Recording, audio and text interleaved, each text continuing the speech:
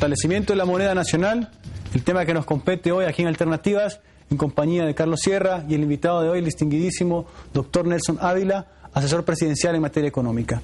Hicimos un preámbulo desde la introducción hasta este primer bloque para poder entender cómo funciona el mundo, cómo funciona la economía nacional, la economía regional. Ahora lo que nos compete desarrollar es precisamente el tema que nos ha dado lugar para que hagamos este programa, Carlos y doctor.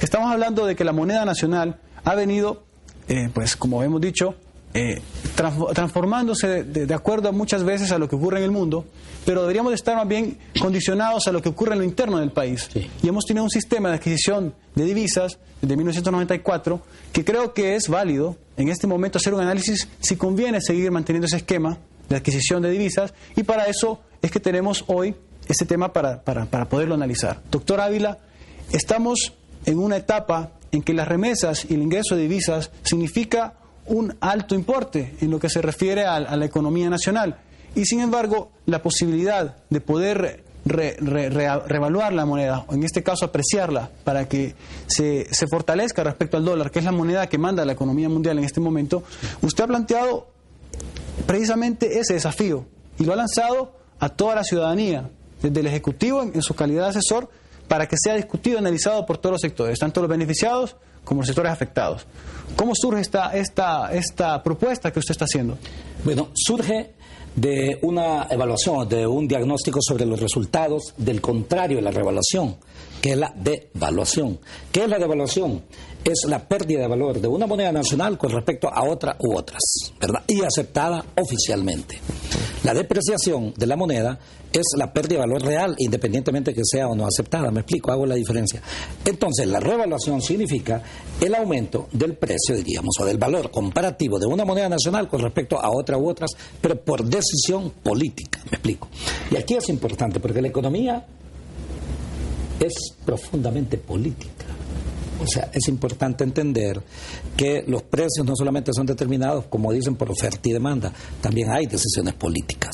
Por ejemplo, estamos viviendo en este momento un precio político, el precio del hidrocarburo, producto de decisiones políticas, de guerra, por decir algo, planteamiento, de forma tal que la salud económica, por ejemplo, en nuestro país, depende, curioso, más bien de la actividad generada por los que nosotros hemos excluido de Honduras.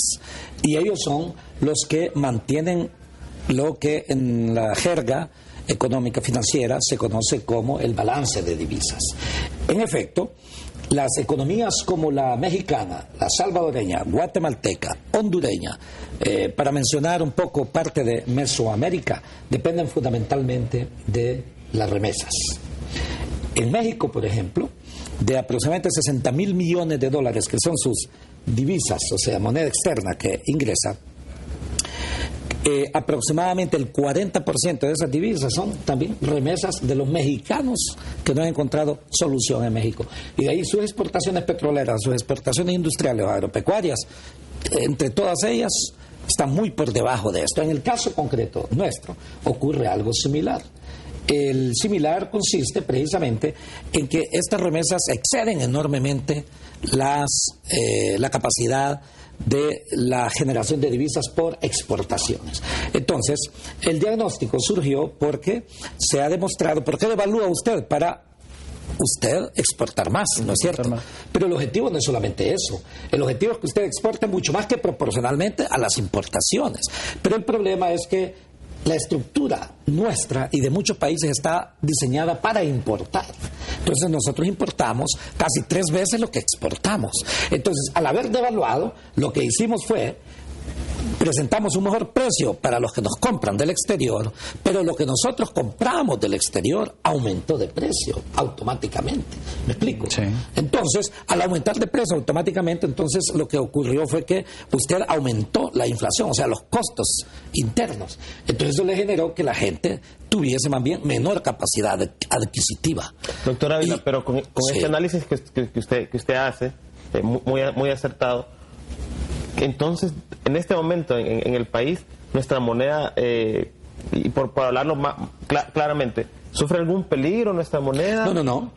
O por lo contrario, se ve fortalecida por este tipo de ejercicios. Y me llama mucho la atención por ejemplos que tenemos como de los vecinos, como por ejemplo El Salvador, sí, que dolarizó su moneda. Sí, sí, sí. Entonces, ¿esto es sano lo que está pasando o no para nuestra moneda y para nuestro país? Tomando en cuenta también el ejemplo y los aprendizajes que tenemos de lo que pasó en El Salvador, doctora. Es interesante ver, como usted menciona, el aprendizaje en El Salvador y el aprendizaje en el Ecuador. Ellos tomaron una decisión de dolarización.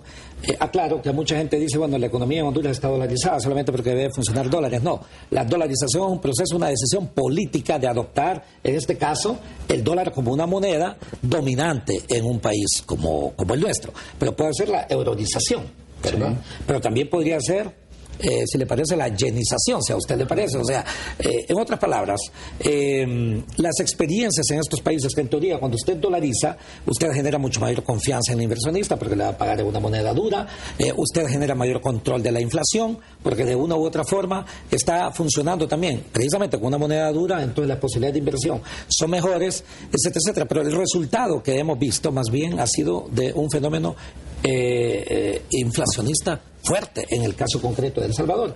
En El Salvador el costo de vida es aproximadamente, digamos, un 50% arriba del costo de vida aquí en Honduras.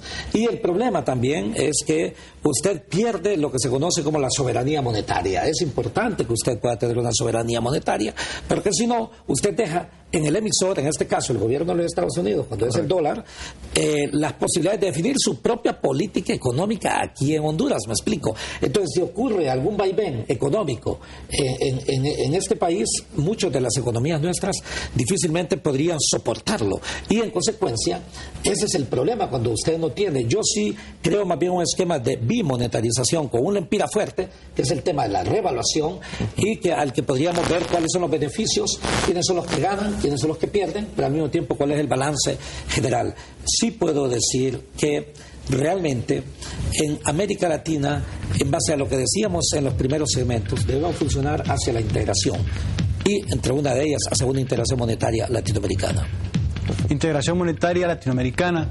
Me quedo con esas palabras del doctor Nelson Ávila, hoy aquí en Alternativas, abordando el fortalecimiento de la moneda nacional. Quédese con nosotros, en un par de minutos estamos otra vez aquí en Alternativas.